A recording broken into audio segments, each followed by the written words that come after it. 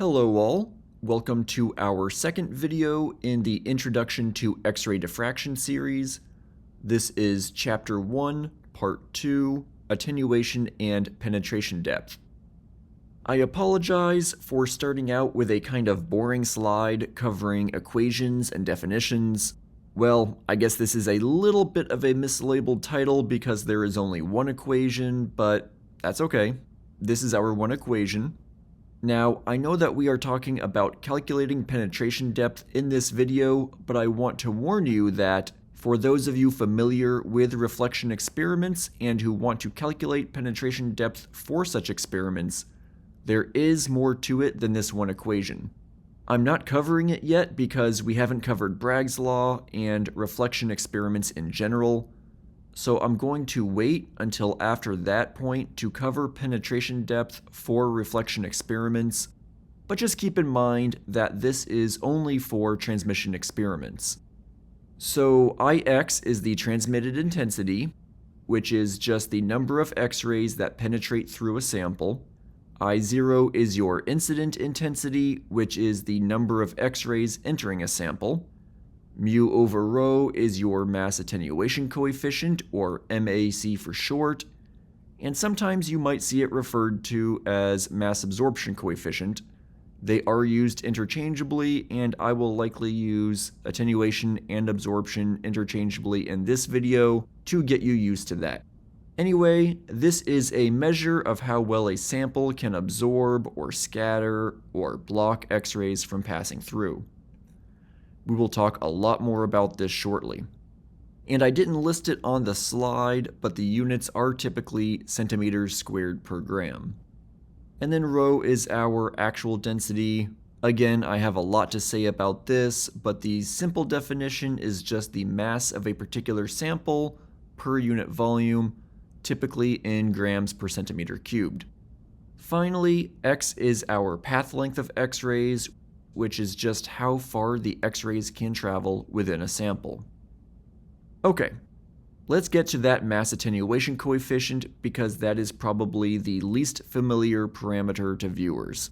That is mu over rho, but we are actually not going to look at this to start out. We are going to focus on mu, which is the linear absorption coefficient, or LAC for short, and this entire slide will cover this one thing, so I will be a little bit more honest in my slide title. And this is a constant that describes how easily a sample can be penetrated by X-rays, or like we said about mu over rho, how well it can block X-rays. Another definition I've seen is the fraction of X-rays absorbed per unit length. Taking a closer look at this and what it implies, if we increase mu, we increase the absorption, so we are decreasing the distance that X-rays can travel in a material. Now, X-rays interact with nuclei and electrons. I think it makes sense then that if we have more electrons in a material, that X-rays can be more easily absorbed. Let's look at an example. Here we have a cartoon atom with a nucleus and a few electrons. Let's then shoot some X-rays at it. Some might get absorbed, but then others might have a pretty easy time getting past the atom since there aren't many electrons around it. If we have a heavier atom, we have more electrons that can interact with X-rays and attenuate them. Another factor that affects the linear absorption coefficient is density. The higher the density, the more easily a sample can absorb X-rays. For instance, if we have a loose powder, it is relatively low density. If we shoot some X-rays at it, some will get absorbed, some will make their way through more easily because there are relatively few atoms to worry about. If we have a denser material, such as a solid chunk of sample, then we have a lot more atoms in the same volume of material, so those X-rays have a harder time penetrating through that material without interacting with electrons and getting absorbed. Let's now tie this back into the mass attenuation coefficient. Once again, it is basically the same as mu, but it now accounts for density. Why do we care about doing that though? Why do we care about accounting for density and mu over rho in general? Let's just assume that our absorber is H2O. It obviously takes on a few different forms. If we had two absorber volumes, one comprised of vapor and the other ice, let's see what the difference is. For vapor, the density is around 0.0006 grams per centimeter cubed, whereas for ice, it is around 0.9 grams per centimeter cubed. Just like from our previous example of a loose powder or a solid chunk comparison, we have the same material here, H2O, but from our two different samples, we have a hugely different number of atoms per centimeter cubed, so very different absorption capabilities per unit length for the two samples. If we only used mu, the linear absorption coefficient, then we wouldn't be accounting for this difference. Now, however, the mass attenuation coefficient does help us account for this difference. One thing that might seem confusing at this point is why a lower density results in lower absorption, since density is in the denominator. In that case, a smaller density should result in a larger mass attenuation coefficient, at least it seems so. Hold that thought though, we will get to the answer to that in the next slide. Let's now pull in our equation here, and looking at it, personally, the first thing that I thought is, why do we even have mu over rho instead of just mu? Because we multiply it by rho anyway. So those two rho's would seemingly cancel out, and then it is basically unnecessary. We would just have mu left over.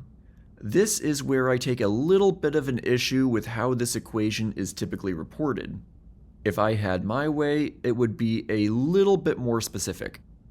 We would have rho T and rho A, where rho T is the theoretical density and rho A is the actual density.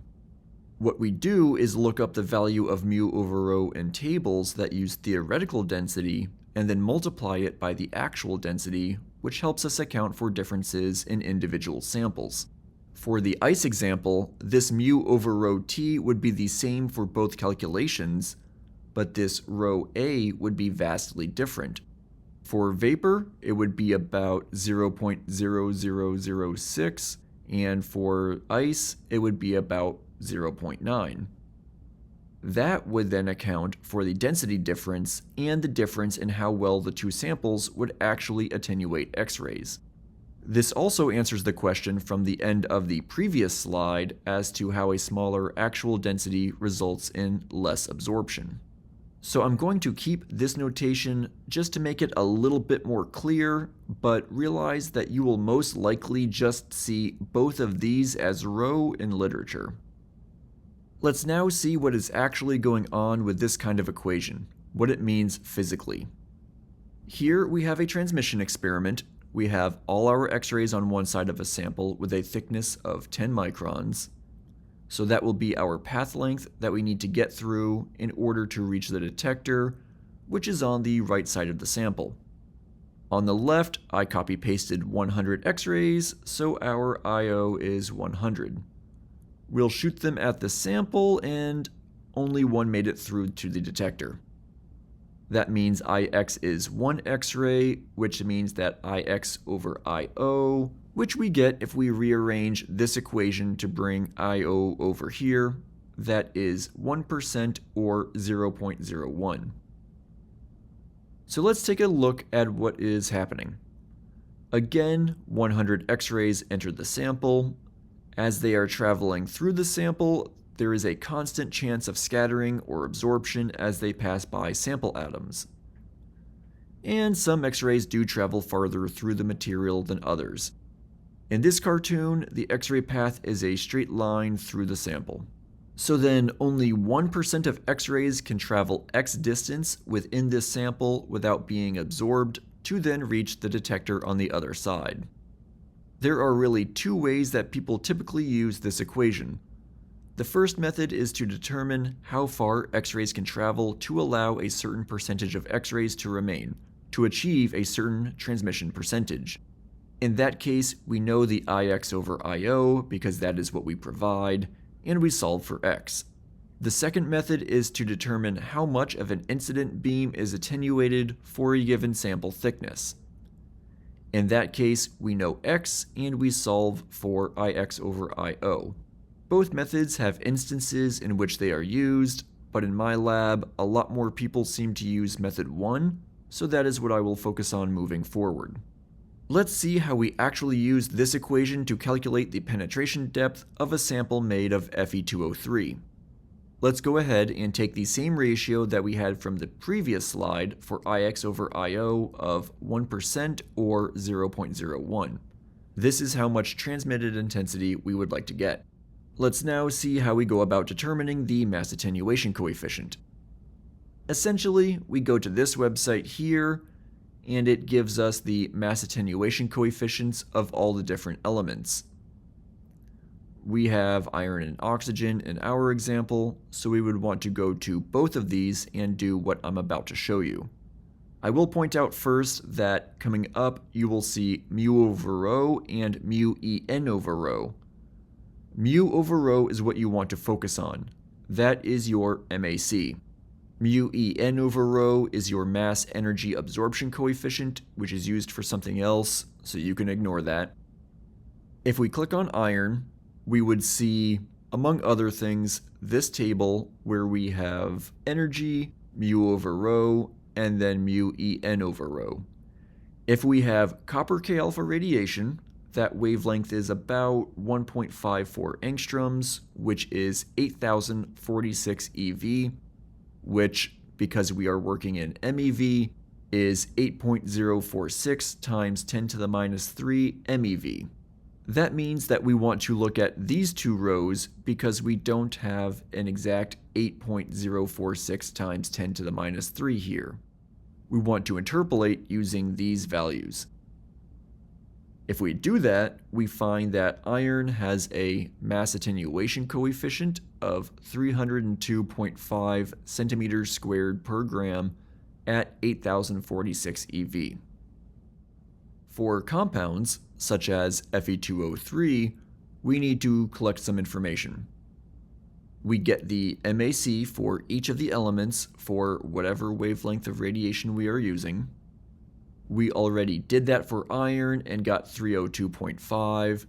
If we do the same thing for oxygen, we find that it is 11.5. We then want to note the number of moles for each element in our compound. For iron, it is 2. For oxygen, it is 3. And then look up the atomic mass of each. You can see those there. We then want to use this equation to find the MAC of the compound. This is just the weight fraction of element 1 times the MAC of element 1 plus the weight fraction of element 2 times the MAC of element 2, and you would do this for however many elements are in your compound. The weight fraction is simply the number of moles of element 1 times the atomic mass of element 1 divided by the sum of that product for all your elements. That gives you the weight of element 1 over the total weight of the sample.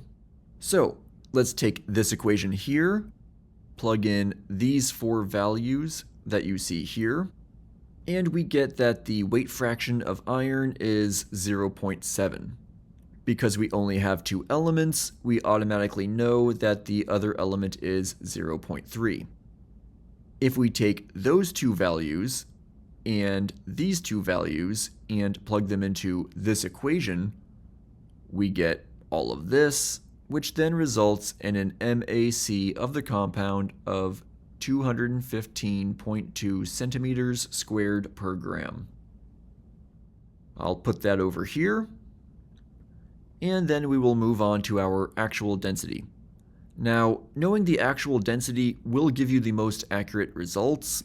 As we showed before, the actual sample density does have an effect, especially the more it deviates from the theoretical density.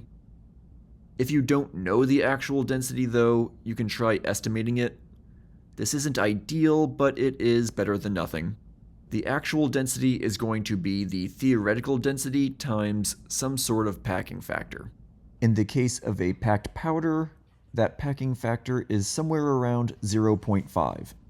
For example, if we have Fe2O3 as a packed powder, the actual density would equal 5.24 grams per centimeter cubed, which is the theoretical density, times that factor of 0.5 to give us an actual density of about 2.62. We will put that in our list and then move on to the path length, which is what we are solving for.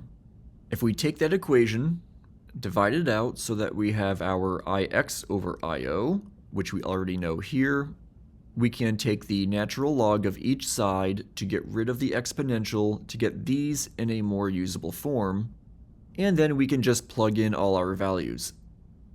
We have our natural log of 0.01, this is our MAC that we calculated, and then we have our actual density that we estimated. We then solve for x, which winds up being 81.6 microns. This means that if our sample is 81.6 microns thick, we can expect to get about 1% of the X-rays to be transmitted all the way through it. 99% will wind up absorbed. In summary, we have mu, which is our linear absorption coefficient, or LAC, which describes how well a material can attenuate X-rays per unit length. We also have mu over rho, which is our mass absorption coefficient, or MAC, and that is the linear absorption coefficient divided by the theoretical density. And then rho A is the actual density of the sample. If we look at our equation, it is typically used in two ways. The first way is to calculate the percent of X-rays absorbed if you provide the material's MAC, actual density, and thickness. Essentially, if we provide everything except Ix and Io. The other way is to calculate the thickness of the sample if you provide the desired percent of transmitted X-rays, the MAC, and the actual density. So if we provide everything except for X. And that's pretty much it. Benjamin and I thank you for watching, and we hope you have a great day.